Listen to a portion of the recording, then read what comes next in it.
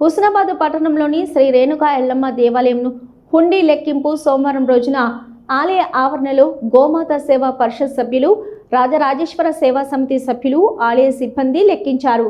ఈ హుండీ లెక్కింపులో నగదు 9,93,957 రూపాయలు వచ్చినట్లు ఈవో కిషన్ రావు తెలిపారు. గత సంవత్సరం కంటే ఈ సంవత్సరం 14,000 రూపాయలు ఎక్కువగా వచ్చాయని అన్నారు. మిశ్రమం వెండి తిరిగి హుండీలో వేశామని తెలిపారు.